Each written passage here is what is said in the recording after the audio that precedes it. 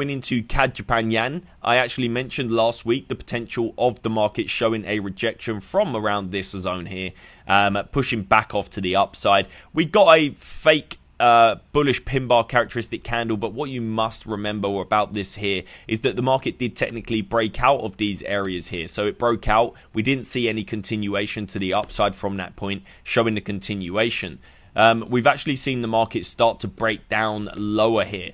Now I'm just going to delete this and bring up the daily time frame. We couldn't even bring the weekly. Okay, so weekly time frame here did actually take out this high and this high as well, creating this high into 82. We saw a weekly strong rejection from that point after an impulsive move to the upside.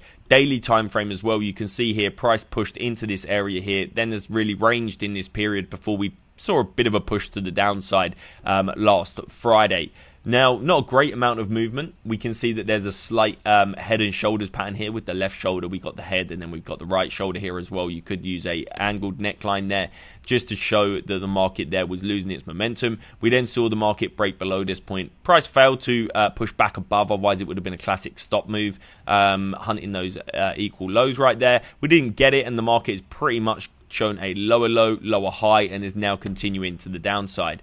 So when I look at this market, it's to me bearish, okay, but I would look at each area of support, just these minor areas here for your possible target. We will tend to really bounce between these levels again, so we could come down into here, retrace, come down, retrace, then continue to the downside. This is actually looking a bit more bearish than it is bullish to me at the moment. And that's CAD Yen. You can see here daily time frame starting to break down slowly. We could reject from this point back into highs because the daily time frame broke this higher high. This is the previous higher low. This would be a new higher high up here. So we could get a new higher low form and a continuation, but the market can come into here and form a higher low too. So it's all about tracking the structure and watching the structure here on the 4-hour and the 1-hour time frame. But personally, I see this market coming a bit lower before seeing any other further upside movement within CAD.